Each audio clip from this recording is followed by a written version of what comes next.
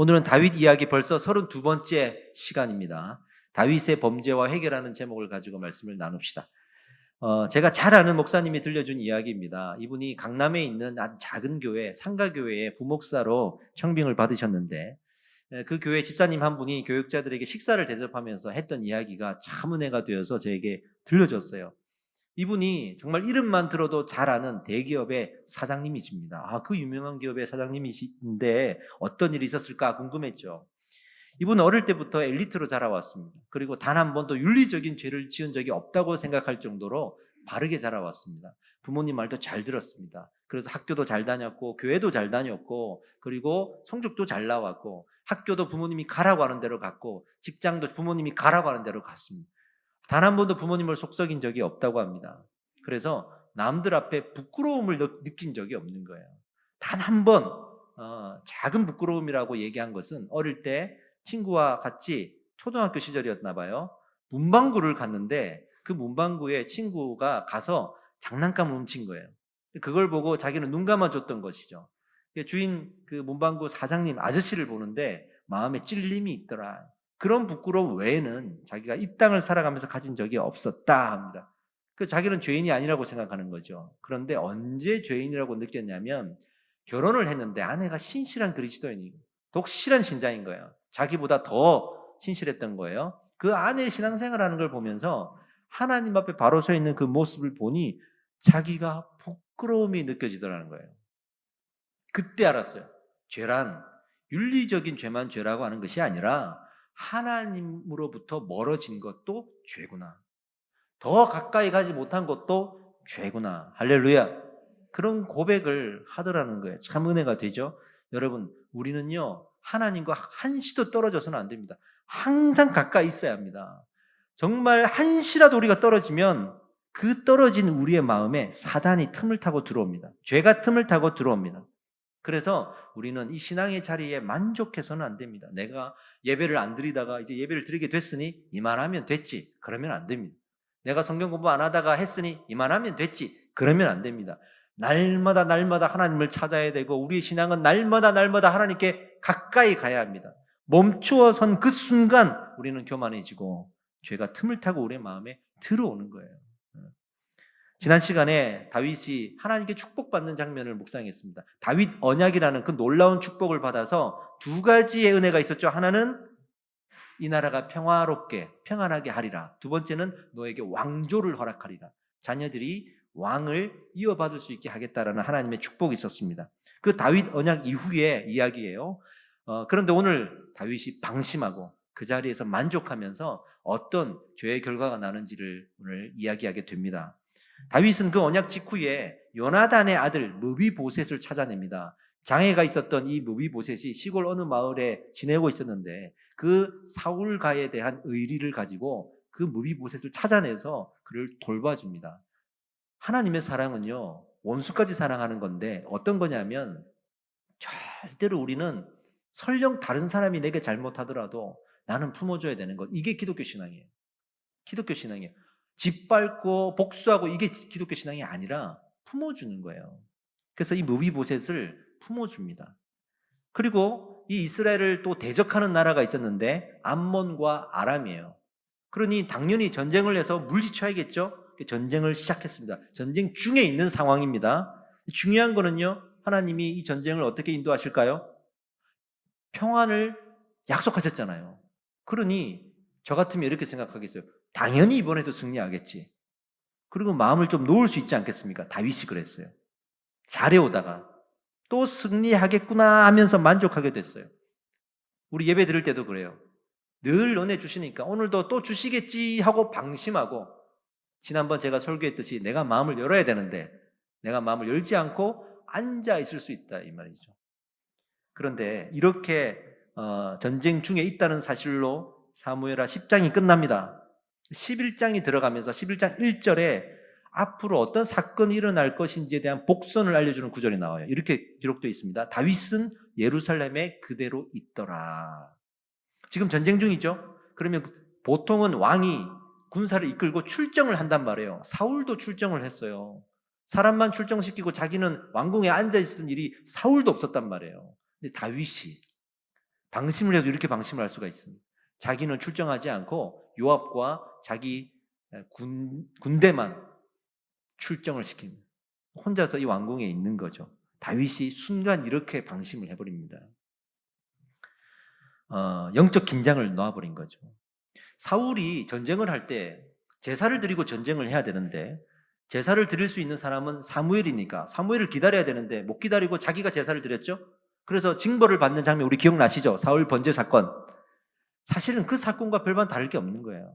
그러니까 우리는 다윗과 사울을 비교할 때 다윗이 윤리적으로도 깨끗하고 또 잘못한 어떤 사건이 없었다고 생각할 수 있는데 그렇지 않아요. 성경을 잘 보세요. 다윗이 더 범죄합니다. 오히려 사울보다 더 큰 범죄를 저질러요. 잘 한번 보세요. 다윗은요, 이 하나님의 평화의 약속이 계속될 거라고 믿었습니다. 이 믿는 건 좋은데 이걸 악용할 수 있어요. 악용할 수 있어요. 약속했으니 이제는 좀 나도 즐기고 누려도 되겠지라고 할 수 있는 거예요. 하나님이 여러분들을 구원했다고 약속하셨죠? 반드시 구원하겠다고 약속하셨죠? 믿는 건 좋아요. 근데 믿는데 그럼 나는 어떻게든 하나님께서 끌고 가시겠지 하고 방심하는 거. 이건 그 약속을 악용하는 거예요. 오늘 어떤 걸 배울 거냐면 하나님께서 평안을 약속하셨어요. 다윗 언약. 그런데 다윗이 타락해서 범죄를 지어요. 그러면 하나님의 약속만 생각하면 그럼에도 불구하고 하나님은 용서해 주셔야 돼. 봐주셔야 돼. 그죠? 그런데 다윗이 범죄했을 때 하나님이 심판하신단 말이에요. 이 관계를 풀어야 돼. 우리가 구원받았다고 약속받았죠? 근데 우리가 죄를 지을 수 있어요. 이때 하나님 우리에게 어떻게 인도하시는가? 구원받았으니 사랑해 주셔야죠. 이렇게 생각하고 안이하게 영적 방심을 가지고 살아갈 것인가? 이 이야기를 푸는 거예요, 오늘. 자, 보세요. 이때 다윗에게 죄가 틈을 타고 들어왔습니다. 다시 돌아가서 전쟁에서 출정하지 않은 채로 다윗이 어디에 있다 그랬죠? 예루살렘 성에 있다 그랬죠. 혼자서. 그렇게 영적 긴장감을 놓고 있을 때 자기 눈에 한 여인이 들어와요. 목욕하는 장면이 들어와요. 이게 그 유명한 밧세바 사건의 시작입니다. 사실 밧세바는 죄가 없어요. 왜냐하면 그때 당시 왕이라면요, 어느 정도 권력이 있냐면 왕에게 적용되는 법이 없던 시절이었어요. 그냥 왕은 무조건 왕이 법이야. 그래서 누군가를 마음에 들어서 궁에 들여가지고 동침을 한다 그래도 누가 뭐라고 할 사람이 없는. 그러니까 법적으로 문제가 있는 게 아니라 하나님의 법에 문제가 있는 거죠. 그러니까 이 밧세바는 힘이 없는 여인이에요. 아무런 죄가 없어요. 하나님의 법의 문제예요. 여러분, 하나님의 법은요, 세상의 법을 넘어서 그리스도인들에게 주어졌습니다. 지금도 우리 신앙생활하고 예배하는 거 세상의 법 때문에 모이는 게 아니에요. 하나님의 법 때문에 모이는 거예요. 우리는 그렇게 살아가야 되는 사람들이에요. 다윗의 범죄예요. 영적인 범죄예요. 그래서 이 성경도 지금 무엇을 강조하냐면 밧세바라는 여인이 누군가를 강조하지 않고 다윗이 지금 어디에 있는지를 강조하는 거예요. 다윗이 지금 어디에 있느냐? 그 11장 2절에 이렇게 나옵니다. 왕궁 옥상에서 거닐다가, 왕궁 옥상에서 혼자 거닐다가, 당시의 옥상 가장 높은 곳은 무엇을 상징할까? 권력을 상징합니다. 지금은 높은 곳에 산다고 해서 부자가 아니잖아요. 그죠? 아파트 23층 꼭대기에 사는 사람이 1층 사는 사람보다 부자입니까? 지금은 그런 시대가 아니지만 이 당시에는 높은 곳에 사는 것 곧 권력이에요. 그러니 가장 높은 곳, 즉 가장 큰 권력을 가졌다라는 것을 상징적으로 의미하는 거예요. 거기에서 거닐다가 그 권력을 가지고 누리다가 지금 이 유혹을 받는 거예요. 당시 왕들은 어떤 그 왕으로서의 권력을 누렸냐면 두 가지, 남의 돈을 뺏고 남의 여자를 뺏는 것은 당시 고대 근동사회에 이건 죄도 아니에요. 너무나도 당연한 고대 문화였어요. 그러니 그 당시에 다윗이 왕이 되었다면 남들도 다 그렇게 하는데 할 수 있지 않겠습니까? 하나님의 법을 무시하는 거죠. 하나님의 법을 무시하는 거죠. 다윗이 지금 하나님의 법을 가볍게 여기고 세상의 법을만 비춰봐서 나는 문제가 없네 하고 지금 이 범죄를 저지르고 있는 겁니다. 더욱이 지금 이 옆에는 요압과 아비새와 같은 자기의 참모들이 없어요. 전쟁터에 다 나가버렸단 말이에요. 하물며 자기가 사울을 죽이려고 할 때도 참모들이 뭐라고 했습니까? 죽입시다 하고 잘못된 건의를 했지만 어쨌든 다윗 주변에 참모들이 항상 같이 있었는데 지금은 혼자예요. 리더는요, 권력이 따릅니다. 제가 아무리 나는 권력을 갖지 않아야지 해도 권력이 따릅니다. 어쩔 수가 없어요, 이거. 그때 유혹이 또 많은 자리이죠. 이 다윗을 통해서 우리가 교훈을 얻을 수 있는 것은 리더를 혼자 놔두면 안 돼요. 리더의 권위가 절대화되면 얼마나 위험한지도 보여주는 겁니다. 저는 제 자신을 믿지 않습니다. 왜냐하면 저도 유혹이 있기 때문에, 죄성이 있기 때문에. 저도 저를 붙들어 줄 수 있는 하나님의 은혜가 필요하고 여러분들이 필요한 거예요. 네? 여러분들도 마찬가지죠. 나 혼자 신앙생활 하지 마십시오. 내 주변에 나의 동력자들이 있어야 돼요. 할렐루야죠. 분명 다윗도 그 권력이 목표였던 게 아닙니다. 지금 그 권력을 잡으려고 왕이 되려고 했던 게 아니고 뭐였죠? 하나님의 언약 때문에 왕이 된 거예요. 그랬던 다윗이요. 얼마나 순수했던 다윗입니까? 그랬는데 어쩔 수 없이 그 권력을 가지게 되면 그 유혹이 있단 말이에요. 다윗이 그 목욕하던 여인이 너무 아름다우니까 사람을 보내서 누군지 알아보라 그럽니다. 알아보고 돌아온 사람이 깜짝 놀라서 당황해서 얘기하는 거죠. 그 사람은 일반 여인이 아닙니다. 누군데? 다윗 왕이 출정시킨 군대에 장군들이 있잖아요. 그 장군 중에 한 사람인 우리야 장군의 아내입니다. 이렇게 얘기하는 거야. 그러면 다윗의 반응이 어때야 될까요? 아유, 큰일 날 뻔했다 하고 말아야 되는 거예요. 그러나 다윗이 그 여인을 데리고 오라 그럽니다. 궁으로 데리고 와서 동침합니다. 우리아가 알 수도 있었는데, 또 신하들이 다 봤는데 동침합니다. 권력은 그만큼 나는 이래도 괜찮아 하는 생각을 갖게 만듭니다. 무서운 겁니다. 그 사람이 죄인이라서가 아니에요. 죄가 그만큼 무겁고 무서운 거예요. 죄는 항상 열매를 낳아요. 열매를 또 낳으면 그 열매를 또 제거하려고 또 다른 죄를 짓게 되는 것이 죄의 속성입니다. 야고보서 1장 15절에 이렇게 기록되어 있죠. 욕심이 잉태한 즉 죄를 낳고 죄가 장성한 즉 무엇을 낳죠? 사망을 낳느니라. 그리고 밧세바가 이제 문제가 됩니다. 동침하고 돌려보내고 끝나면 되는데 이게 발각이 됩니다. 어떻게 발각되냐면 밧세바가 임신을 하는 거예요. 그래서 발각이 됩니다. 찾아와서 내 임신했다 그러니까 그 임신의 문제를 해결하려고 또 범죄를 저질러요. 어떻게 하냐 그러면 남편 우리아를 전쟁에서 불러냅니다. 복귀시킵니다. 복귀시켜서 이 문제를 해결합니다. 보세요. 전쟁보다도 지금 자기 죄를 덮는 게 우선인 거예요. 죄는 이런 속성을 갖고 있어요. 불러가지고 어떻게 하냐면 특별 휴가를 보내줍니다. 음식을 막 싸주면서 자 고생했다. 지금 잠깐 쉬어라. 집에 가서 좀 아내를 좀 돌봐주고 같이 쉬어라. 그럽니다. 무슨 말이죠? 우리아가 집에 가서 아내랑 동침을 해야 지금 임신한 사실을 숨길 수가 있어요. 우리아 남편의 우리아의 아들이라고 하면 되는 거니까 다윗이 이렇게까지 범죄를 합니다. 그런데 문제가 또 생겨요. 문제가 또 생겨요. 죄는 죄를 낳고.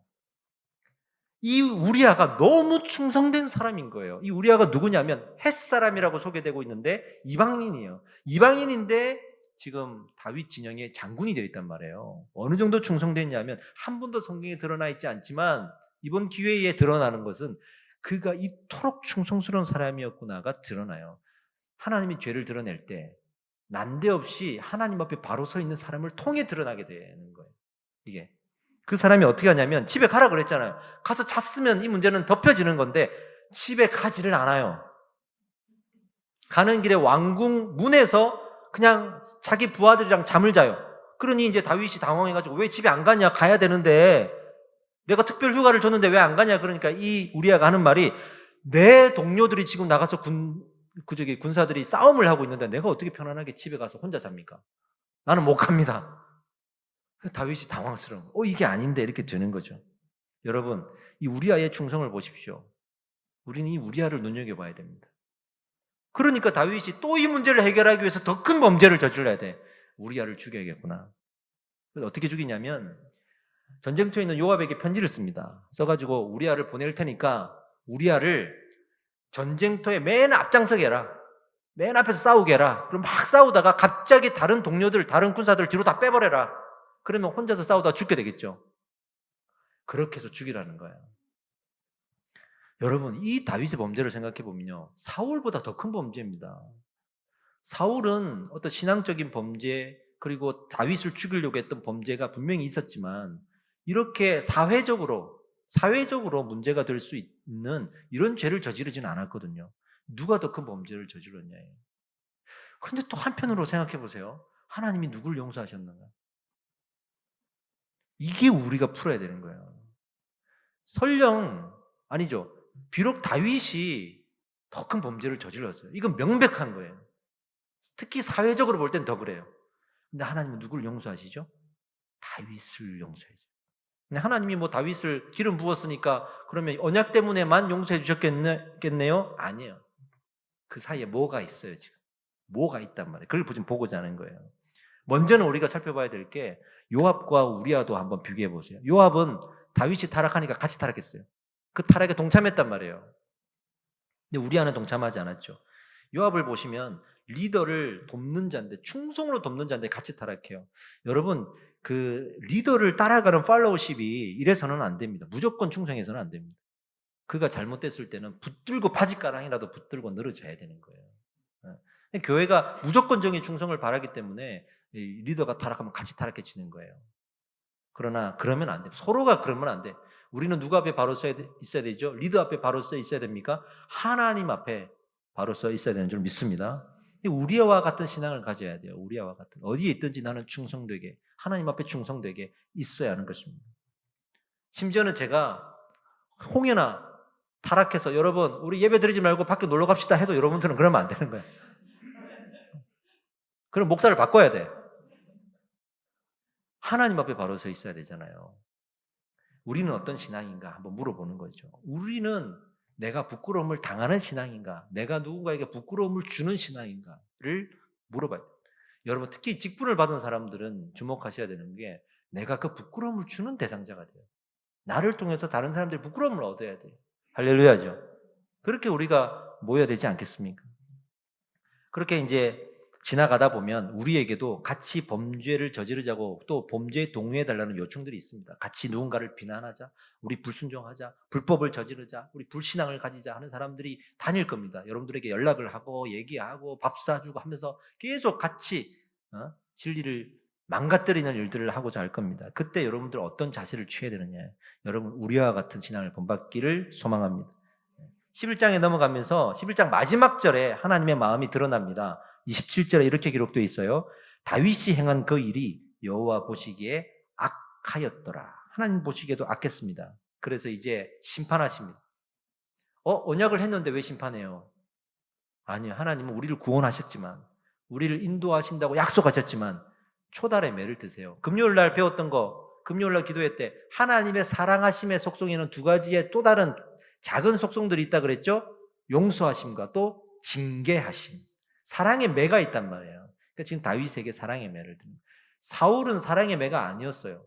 그거는 말 그대로 불신자에게 드시는 하나님의 심판의 매고, 다윗은 신자에게 주시는 사랑의 매였단 말이죠. 하나님의 자녀라는 것이 이런 거예요, 여러분. 그래도 자, 나단 선지자를 이제 다윗에게 보냅니다. 그래서 죄의 핵심이 드러납니다. 그 장면이 오늘 12장 9절로 10절 본문의 말씀이에요. 한번 읽어보겠습니다. 9절부터 시작. 그러한데 어찌하여 내가 여호와의 말씀을 업신여기고 나보기에 악을 행하였느냐? 내가 칼로 햇사람 우리아를 치되 암몬 자손의 칼로 죽이고 그의 아내를 빼앗아 내 아내로 삼았도다. 이제 내가 나를 업신여기고 햇사람 우리아의 아내를 빼앗아 내 아내로 삼았은즉 칼이 내 집에서 영원히 떠나지 아니하리라. 여호와의 말씀을 업신여기고라는 단어가 나오죠.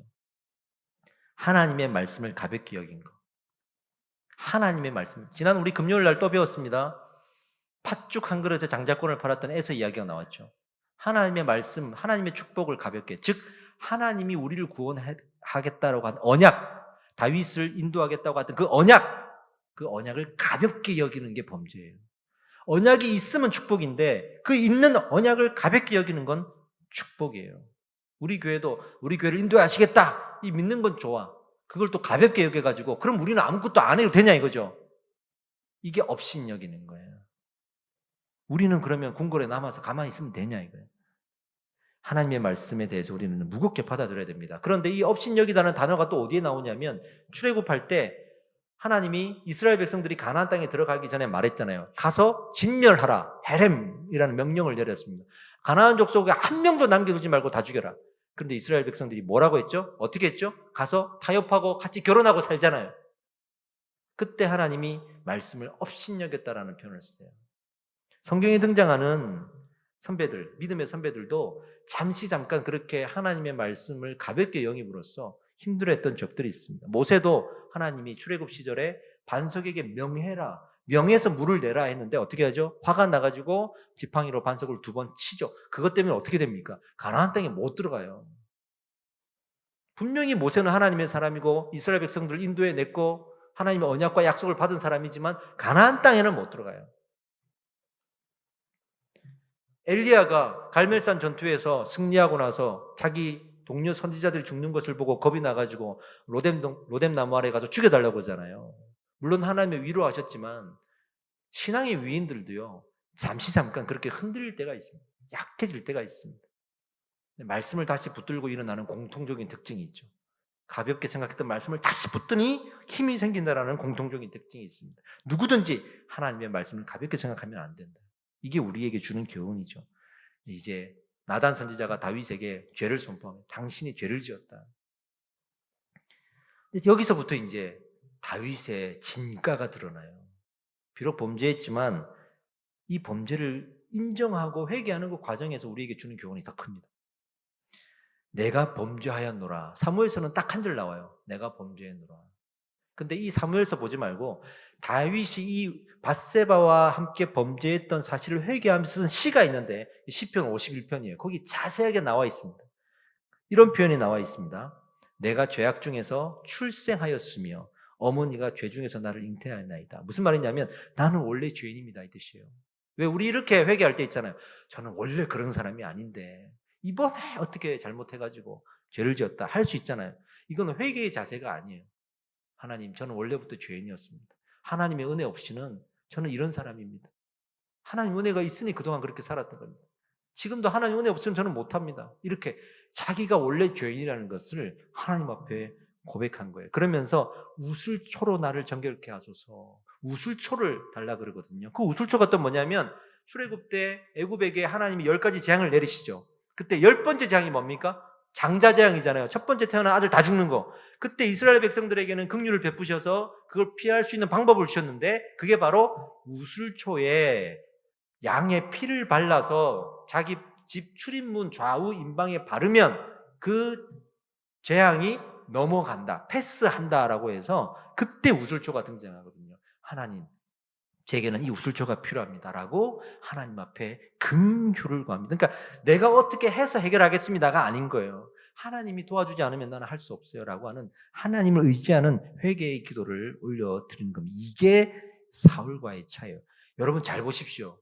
성경은요, 누가 더 범죄했느냐 보다 누가 더 회개했느냐를 더 따져요. 이게 너무 중요한 거예요. 제가 일부 예배 때는 이 얘기 안 했는데요.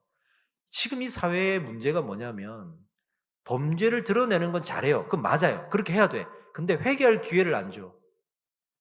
회개할 기회를 안 줘요. 끝까지 이 사람은 그냥 징벌만 받다가 지옥 가야 되는 거야. 근데 하나님의 사랑은 그게 아니에요, 여러분. 하나님의 사랑은 진짜 회개하는 자를 봐야 되고 진짜 하나님 앞에 회개하는 자는 우리가 용서해 주는 게 그게 하나님의 사랑입니다. 할렐루야죠. 근데 다윗이 진짜 회개를 하는 거예요. 그리고 그 회개의 내용 중에 또 이런 내용이 나옵니다. 어떤 징계가 있어도 나는 받겠습니다. 이거 보세요. 어떤 징계가 있어도 나는 받겠습니다. 하나님의 속성 중에 공의로우심의 속성이 있다고 제가 말씀드렸죠. 공의로우심. 그 공의로우심 속성이 뭐라고 제가 정의 내렸죠? 우리 양육하신 분들. 징벌 없는 용서는 없다. 징벌 없는 용서는 없다. 그 속성 때문에 예수님이 굳이 이 땅에 오셨어야만 했던 거예요. 말씀 한마디로 용서해 주리라 이렇게 하면 될 것을 굳이 예수님이 이 땅에 오셔야 되는 이유는 하나님의 이 속성 때문이에요. 다윗을 용서하시는데도 하나님은 그 정직한 회개가 먼저고 그 다음에는 하나님의 정직한 대가의 지불을 요청합니다. 형벌을 받습니다. 어떤 형벌을 받냐면 첫 번째, 밧세바를 통해 난 그 아들 있죠? 임신했던 그 아들을 하나님이 쳐서 병이 들게 하고 7일 만에 죽습니다. 다윗이 처음에 그 애가 병이 드니까 7일 동안 금식하고 정말 식음을 전폐하고 기도하며 살려달라고 그러거든요. 근데 하나님께서 데려가십니다. 다윗이 어떻게 하죠? 벌떡 일어나서 밥을 먹습니다. 이 징계를 받아들이는 거예요. 하나님 왜 내게 이런 징계를 주셨습니까가 아니라 이 징계를 받아들이는 거예요. 이게 첫 번째고, 두 번째, 그 가문의 영혼이 칼이 떠나지 않게 하리라라는 하나님의 심판이 있는데 이것 때문에 아들들 시대에 문제가 자꾸 생깁니다. 그래서 아들이 강간을 하고 아들끼리 살해를 하고 또 아들이 반역을 합니다. 그 후손에 왕조를 허락하겠다고 했던 하나님이시지만 그 왕조가 세워지는 과정에서 아픔을 겪게 됩니다. 다윗이 계속 이 아픔을 가지고 살아가게 돼요. 하나님은요, 용서해 줄 때 징계를 가지고 용서를 하십니다. 근데 다윗은 감사하게 그 징계를 받아들인 사람입니다. 그러니 그 왕으로서 하나님의 언약은 계속될 수 있었고 그 이후에 결국 솔로몬이라는 자기 아들이 왕이 될 수 있었던 거예요. 하나님의 언약은 계속되나 다윗은 징계를 받은 거죠. 이게 언약 속에 있는 징계예요. 구원이라는 언약 속에 우리에게도 이런 징계가 있을 수 있어서 우리가 정신 똑바로 차리고 신앙생활 해야 되는 것입니다. 그리고 하나님이 이제 용서를 하시는 거죠. 네. 우리와 하나님과의 관계에서는 어떤 언약이 있을까요? 하나님은 우리에게 구원하시겠다는 언약. 우리는요, 예배하겠다는 언약이죠. 예배하겠다는 언약입니다. 다윗도 이 언약을 지켰습니다. 이 사건 이후에 다윗은 더 뜨겁게 예배합니다. 정말 하나님께 부르짖게 예배합니다. 서로 간의 언약은 지키되 그 죄에 대한 징벌을 가지고 감당해내는 이런 참 아름다운 일들이 그 이후에 펼쳐지죠. 그래서 다윗이 밧세바를 다시 불러들여서 아내로 삼고 다시 동침해서 아이가 출생합니다. 그 아이의 이름을 하나님이 나단 선지자를 보내서 지어주는데 여디디야, 즉 솔로몬이 되는 거예요. 죄악의 통로였는데 하나님이 왕조를 이어주신다는 언약의 통로가 되는 놀라운 일이 벌어지지 않습니다. 이거 믿지 않는 사람들은 이거 이해 못할 거예요. 왜냐하면 믿지 않는 사람들은 범죄만 생각하거든. 하나님은 용서하신 하나님입니다. 여러분, 우리가 회개하는 자세가 그래야 됩니다. 우리가 하나님, 내가 징계를 감당하겠습니다. 그러나 언약을 내가 붙들고 가는 이 신앙을 가지고 간다 그러면 하나님께서는 여러분들 죄를 용서하실 겁니다. 문제는요, 그런 회개를 하는 사람은 그 죄를 반복하지 않아요. 절대 반복하지 않습니다. 하나님이 그렇게 인도해 가십니다. 할렐루야죠. 그 다윗의 그 이후의 삶을 보세요. 그 전보다 그 이후가 더 성숙해져서 더 많은 환난을 당하지만 더 성숙하게, 마치 사울에게 쫓겨다닐 때보다 이후에 자기 아들 압살롬에게 쫓겨다닐 때를 비교해 보면 더 성숙하게 그가 대응하고 반응하는 모습을 볼 수가 있습니다. 놀라운 일 아닙니까? 범죄함 속에 신앙의 성숙함을 이루어냈던 하나님의 인도하심과 그리고 그 범죄함 속에도 감당하는 회개로 하나님 앞에 무릎 꿇었던 다윗의 모습은 지금 우리에게 큰 교훈을 주고 있습니다. 우리가 주목해야 될 교훈은 이런 거예요. 다윗의 범죄함에도 언약을 발동시켜 역사하신 하나님. 반면에 우리도 현실이 어떠할지라도 그 언약을 기억하며 예배해야 합니다. 지금 이 코로나 시대에 예배하기 어렵지만 여러분, 우리는 예배해야 됩니다. 왜인가요? 하나님과의 약속이기 때문입니다. 말씀을 마무리하겠습니다. 요즘 이 코로나가 사태가 길어지고 있죠? 근데 저는 처음에는요, 이 코로나가 단순하게 그냥 바이러스다 생각하고 메르스도 그랬고 사라지겠지 생각했는데 그렇지 않잖아요. 그러면서 그 전에 바이러스들, 전염성 바이러스들이 있었을 때와는 다른 무언가가 보였어요. 저는 이렇게 생각해요. 코로나가 이제는 하나의 사상적 가치를 가지게 되었어요. 단순히 빨리 정결하게 해라, 청소해라, 깨끗하게 해라, 예방주사 맞아라, 이게 아니라 사상적인 요청을 하고 있어요. 우리에게 어떤 삶의 변화를 요청하고 있어요. 그냥 바이러스가 아니에요, 여러분. 한 사상이 되어버렸어요. 마치 어떤 독재자가 이 나라를 딱 차지한 다음에 자기의 사상을 주입시켜서 강제적으로 이렇게 하듯이 코로나가 이 세상을 딱 덮고 이렇게 라고 하는 듯한 느낌이 듭니다. 코로나 이데올로기라는 말을 저는 쓰고 싶어요. 그래서 우리에게 삶의 변화를 요청하고 있습니다. 어떤 삶의 변화요? 흩어지라는.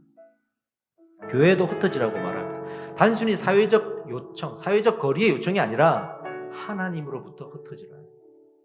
저는 제2의 바벨탑 시대가 오고 있다고 생각합니다. 지금 우리에게 흩어지라고 말하는 이 코로나 이데올로기는 결코 우리가 타협해서는 안 됩니다. 우리가 붙들어야 될 신앙이 뭐냐면 나는 죄인이라. 나는 죄인이고 하나님과 가까이 있어야 돼. 나는 하나님과 멀리 떨어져 있으면 안 돼. 누가 뭐라 그래도 어떤 상황이 와도 나는 하나님과 멀어질 수가 없어. 나의 안전을 위해서 내가 멀어질 때가 있지만 그것도 길어지면 안 돼요. 그러면 내가 얼마나 내 영혼이 하나님으로부터 멀어지는지를 알기 때문에 나는 멀어질 수가 없어요. 간절히 기도해야 됩니다. 하나님과 더 가까이 가려면 하나님의 말씀을 붙드십시오. 말씀을 가볍게 여기면 그냥 멀어지는 거예요.